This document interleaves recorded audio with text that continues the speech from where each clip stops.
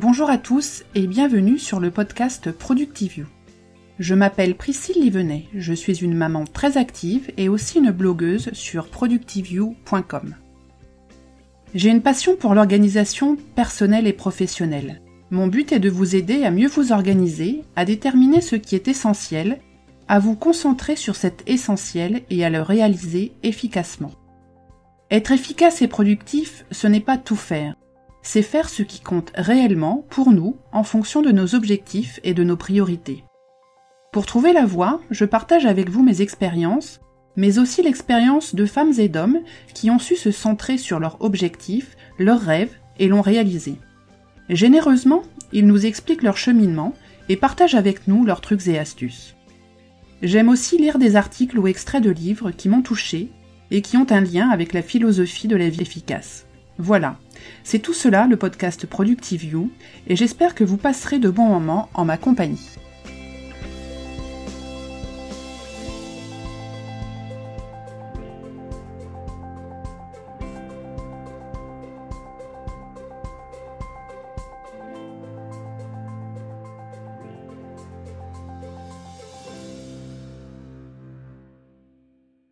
Aujourd'hui, dans le podcast de ProductiveYou, j'ai l'immense plaisir de recevoir Monique Wells.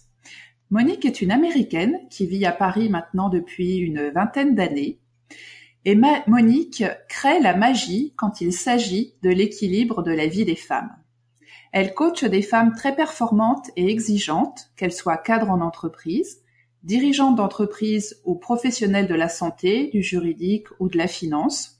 Et ces femmes veulent toutes simplifier leur journée de travail et trouver l'équilibre travail-vie qu'elles désirent désespérément.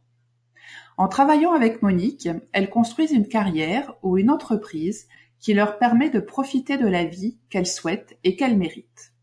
L'entreprise de Monique s'appelle Making Productivity Easy. Vous comprendrez donc aisément pourquoi j'ai invité aujourd'hui Monique dans le podcast de ProductiveYou. Bonjour Monique. Bonjour, ça va? Oh, ça va très très bien. Je suis ravie de te recevoir puisque ça fait quand même quelques mois que je suis ton podcast et ton blog, donc ça me fait vraiment très très plaisir qu'aujourd'hui tu sois mon invitée. Merci de m'avoir invité quand même. Je t'en prie. Donc le sujet dont tu vas nous parler aujourd'hui, c'est en rapport avec les challenges que les femmes, surtout qui souhaitent développer leur business ou bien monter une nouvelle activité, rencontrent.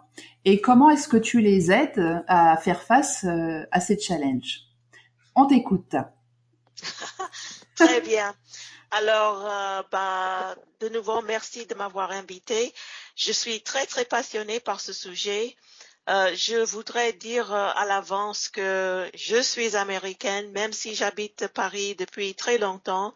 Quelquefois, je trouve pas les bons mots, parce que je travaille en anglais et toute cette activité, je connais le vocabulaire en anglais, pas forcément en français. Donc, je demande pardon. Oh, mais je t'en prie, Monique, tu es toute excusée. Tu es toute excusée. Parfait. Alors, d'abord, je voudrais dire que quand on est en train de lancer une entreprise, il y a tellement de questions à poser, des questions à poser aux autres et des questions à poser à soi-même. Et je vois que souvent, les femmes, les hommes aussi, mais on parle des femmes, les femmes pensent plutôt aux questions à poser aux autres. Ah oui? Oui, c'est normal parce que largement, on ne sait pas comment faire. Mm-hmm. Donc, il faut chercher les informations à l'extérieur. D'accord. C'est normal. Oui. Oui. Mais le problème, entre guillemets, c'est que on fait ce démarche avant d'avoir posé une question à soi-même. Et je trouve que il y a un tas de questions fondamentales qu'il faut poser à soi-même avant de faire cette démarche de poser des questions ailleurs. Et c'est ça, au début, où j'aide les femmes. Donc, il faut vraiment être sûr et être clair sur des questions comme pourquoi est-ce que je voudrais lancer cette entreprise? À quoi ça sert? À quoi ça sert à moi? À quoi ça sert à ma famille? À quoi ça sert à mon environnement? Et on oublie de demander ça. Et si on commence à voir et demander à l'extérieur sans avoir répondu à ces questions fondamentales, on risque vraiment en faux chemin. Oui. Faux chemin. Un mauvais chemin, oui. Mauvais chemin. OK?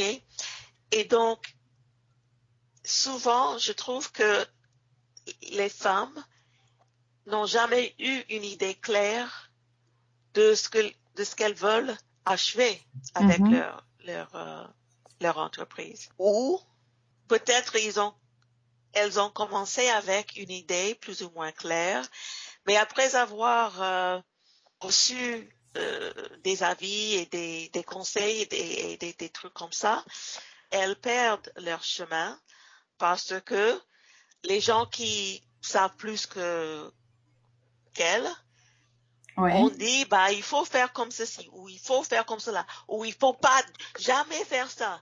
Hein? Oui. Et d'une certaine manière, ce genre d'information peut aider. Et si ça vous bouge de votre propre chemin, c'est pas une bonne chose. Et donc, vous pouvez pas même être conscient du fait que votre propre chemin est, c'est mis à côté parce que on s'égare du chemin qu'on s'est tracé. Oui, parce que on est surchargé avec tous ces avis, tous ces conseils, etc. Et c'est pas forcément les bonnes choses pour votre idée. Hein? D'accord. Et il y a aussi, à part ça, il y a un autre cas, et ça c'est où vous pensez que vous voulez créer une entreprise, mais vraiment, vous n'avez pas d'idée. Sauf que vous voulez créer une entreprise et vous n'avez rien de base, il n'y a pas de base, il y a juste cette idée. Et donc, vous cherchez à droite et à gauche pour des idées et vous pensez, oh, mais ça me semble bien, donc je vais aller par là. Et vraiment, ça n'a rien à voir avec ce qui est intérieur. Et donc, dès que le premier problème arrive, ou le premier question, ou le premier quoi que ce soit, on est totalement perdu. On n'a pas la conviction en soi de continuer de se tenir en face de tout ça parce que ça ne vient pas de vous. Ça vient de quelqu'un d'autre. Et donc, dans tous ces trois cas, je conseille les femmes de prendre un time out, dire arrête, on va se mettre un peu en isolation, on va réfléchir, on va chercher en soi pour les choses qui vont être la fondation de l'entreprise. Ok. Et c'est un travail qu'on fait sur son goût personnel, sur ce qui nous attire, sur des passions, sur des valeurs. Tu fonctionnes comment? Exactement, sur tout ça. Ah d'accord. Sur tout ça. Et tout est lié. Oui, bien sûr. Parce que d'abord, il faut faire un travail qui s'aligne avec vos valeurs.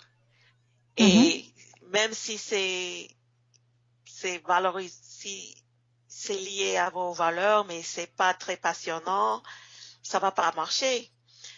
Donc, il faut vraiment chercher à avoir quelque chose qui répond à tout ça avant de lancer, parce que si on n'a pas ça, vraiment être le gérant d'une entreprise,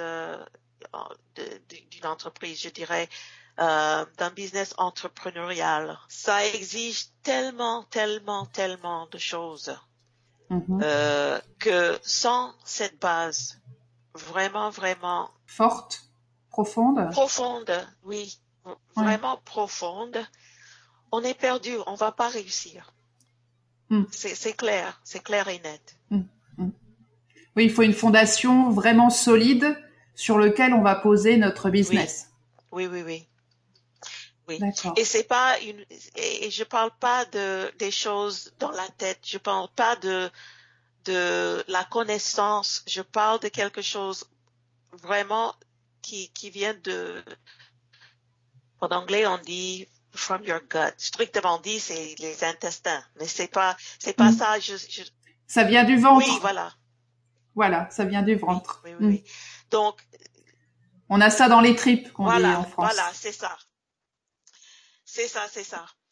Et vraiment, si on n'a pas ça, on n'a pas la capacité de faire face à tout ce qui va arriver. C'est vraiment la chose la plus difficile, je pense, la plus difficile du monde, c'est de faire réussir un business soi-même. D'accord. Comment on parvient, quel est le cheminement pour arriver à trouver cette idée qui nous tient vraiment dans les tripes? Tu fais des discussions, c'est des tests, comment on arrive comme ça à partir d'un sujet qui peut être très large parce qu'on a 10 000 idées, jusqu'à aller vraiment dans cette chose qui nous tient vraiment à cœur?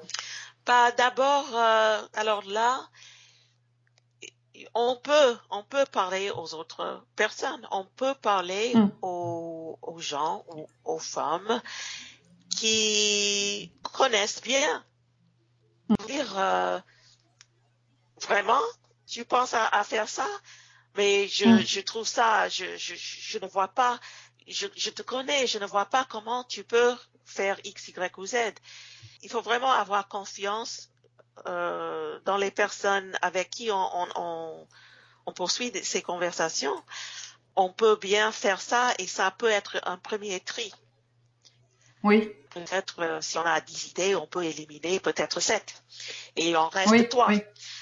Alors, et après, on va rediscuter, on va voir vraiment, il faut s'asseoir, il faut penser vraiment. Alors, si je fais X, alors comment je vais procéder et qu'est-ce que je vais accomplir avec et est-ce que ça parle vraiment?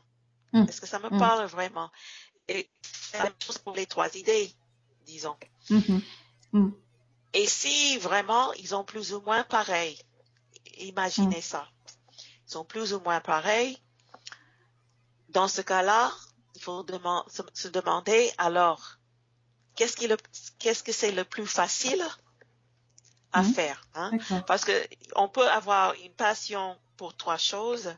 Alors, on suit le chemin qui est le moins exigeant, qui est le moins risqué, peut-être aussi.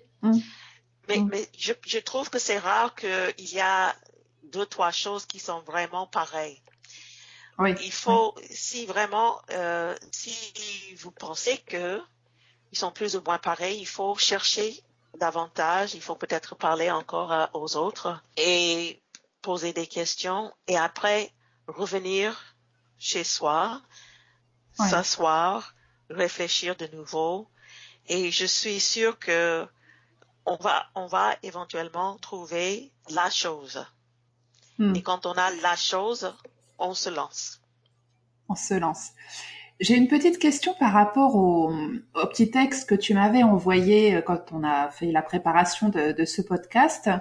Et tu me parlais des idées qui se déguisent ou qui sont enterrées sous d'autres activités qui sont liées à des circonstances.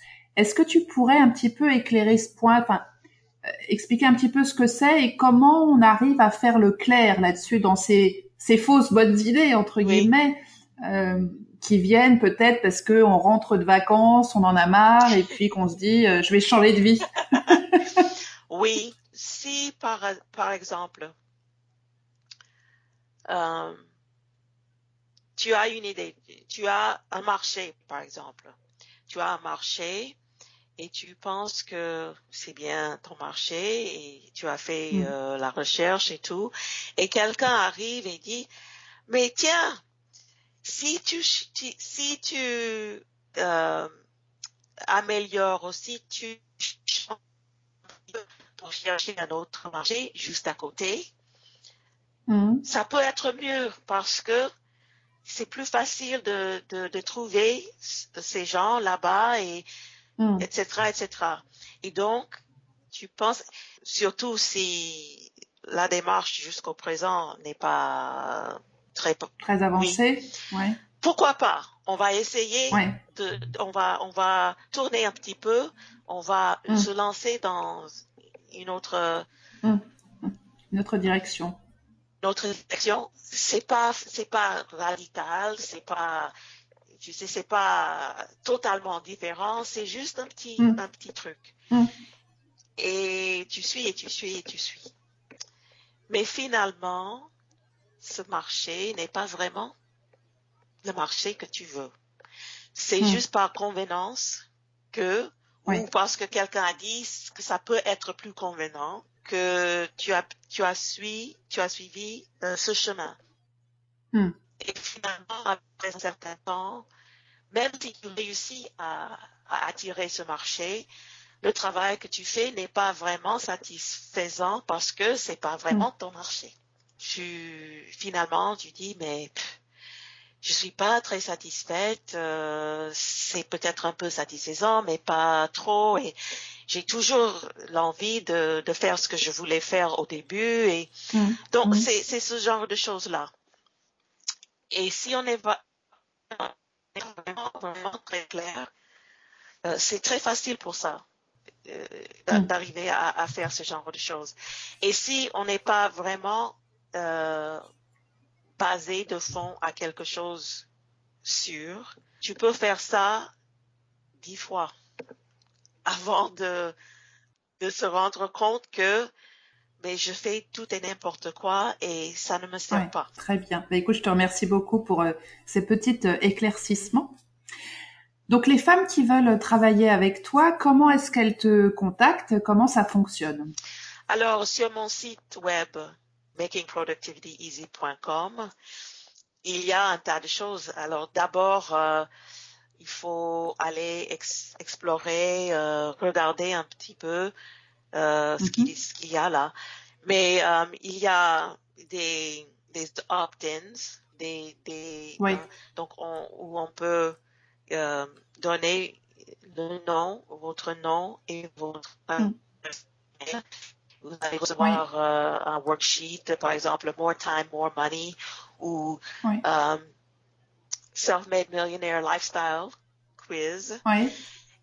Tu mets ton nom, ton adresse email, tu vas recevoir le document et tu vas recevoir les informations de mes emails toutes les semaines et comme ça.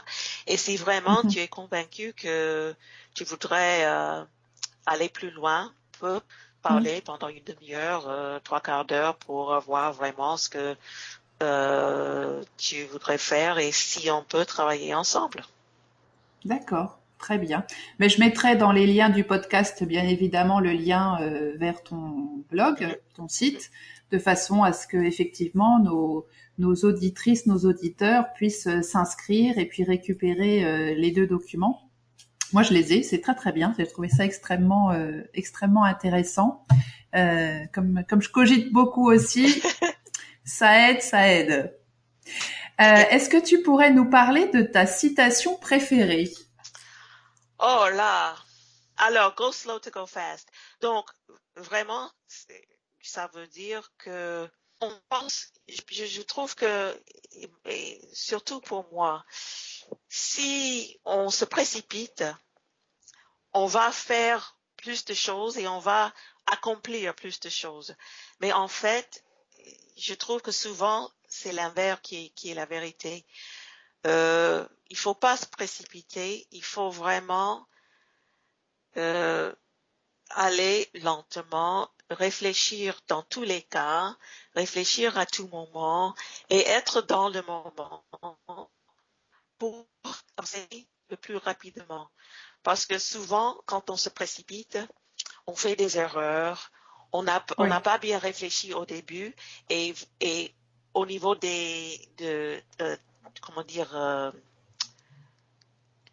tactiques, des tactiques, on fait des erreurs.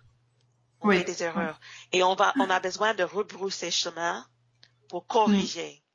Et quelquefois, ça prend quelques minutes et quelquefois, ça prend des heures, même des jours. Hein? Oui, c'est vrai, c'est vrai. Et ça rejoint un petit peu ma petite phrase que j'aime bien, qui est, comme je disais tout à l'heure, rien ne sert de courir, il faut partir à point. Donc, dans partir à point, ça veut dire qu'on a déjà préparé un certain nombre de choses pour ensuite pouvoir aller vite, plutôt que de partir bille en tête et de se rendre compte en chemin qu'il nous manque ci, qu'on n'a pas fait ça, et du coup, on est pénalisé. Donc, c'est pour ça que c'était un petit peu assez similaire, assez similaire. Justement. Le livre que tu aimes particulièrement? Oui. Thrive. Thrive par Arianna Huffington, le founder de Huffington Post. Ce bouquin, c'est absolument remarquable. Absolument remarquable. J'aurais dû l'écrire moi-même. Vraiment. Non, dès le début, je sentais, c'était quelque chose vraiment qui me touchait dans tous les sens. Dans tous les sens. Arianna Huffington, elle a une histoire très, très particulière, où vraiment elle était tellement fatiguée, vraiment physiquement fatiguée, que comment on dit, elle s'est effondrée. Oui. Et elle s'est rendue compte que c'était pas la réussite, sa vie. Tout le monde pensait qu'elle était vraiment un grand succès et tout, mais elle s'est rendue compte que vraiment c'était nul parce que elle n'avait pas sa santé, elle n'avait pas tout ce qui compte dans la vie. Elle était en train de perdre si elle n'avait pas déjà perdu. Et elle a fait vraiment beaucoup de recherches qui m'attirent parce que je suis scientifique. Dans une de mes vies professionnelles, je suis scientifique, donc j'adore tout ce qui est recherche et la preuve, entre guillemets, que X chose sert ou X chose ne sert pas. Mais c'est vraiment l'esprit de ce livre qui m'attire et je le conseille à tout le monde. Il est sur ma liste de lecture, donc tu me donnes vraiment envie de le lire. C'est vrai que j'ai lu quelques petites critiques et ça a l'air vraiment très très très bien. Et donc je le mettrai aussi dans les notes de l'émission. Moi, je viens de terminer un livre aussi fabuleux d'une autre femme remarquable qui s'appelle Christine Brown Quinn. Superwoman, yes. Step Aside Superwoman. Et j'ai adoré ce livre. Et moi, je me suis pas dit j'aurais dû l'écrire. Je me suis dit pourquoi je l'ai pas lu il y a 20 ans. Je l'ai trouvé fabuleux ce livre. Vraiment très très bien. Vraiment très très bien. Eh bien, écoute, Monique, je te remercie 1000 fois du temps que tu m'as accordé. Donc, je vais mettre dans les notes de l'émission donc le lien vers ton blog, le lien vers la page Facebook, Making Productivity Easy, ta page LinkedIn aussi, et puis ton Twitter, @MoniqueWells. Comme ça, Monique Y. Wells, excuse-moi, oui, tout à fait. Je vais mettre tout ça donc dans les notes du podcast, comme ça nos auditeurs pourront te retrouver extrêmement facilement, souscrire à ta newsletter et recevoir ainsi tes dernières informations et beaucoup plus d'informations sur le programme que tu proposes à toutes les personnes qui veulent se lancer ou qui veulent rééquilibrer leur équilibre vie de famille, vie professionnelle. Merci beaucoup. À très bientôt. Et puis, merci. À très bientôt. Au revoir. Au revoir, Monique. Voilà, c'est la fin de notre épisode numéro 22. Je pense que vous avez beaucoup apprécié l'interview de Monique, aussi connue sous le nom de The Paris Muse of Productivity. Vous pourrez la retrouver sur son blog Making Productivity Easy, ainsi que sur son podcast qui est en anglais mais que je vous recommande fortement et qui s'appelle Ultra You. Vous trouverez tous les liens vers ces sites sur les notes de l'émission sur productiveyou.com, rubrique podcast. N'hésitez pas, comme je vous le suggère à chaque fois, à commenter et à recommander ce podcast.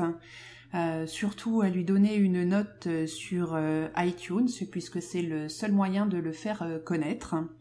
Et puis partagez aussi l'article, les notes de l'émission via votre profil Facebook et Twitter. Voilà, j'en ai fini pour aujourd'hui. N'oubliez pas aussi de vous inscrire pour ceux qui ne le sont pas encore sur le site productiveyou.com. Laissez-moi votre adresse que je garde pour moi, je ne la diffuse pas. Ainsi, vous allez recevoir à chaque nouveau podcast ou nouvel article une petite notification qui vous évitera d'aller contrôler le site tous les matins. Voilà, mais écoutez, je vous laisse, je vous souhaite à tous une très bonne semaine et je vous dis à très bientôt. Bye bye!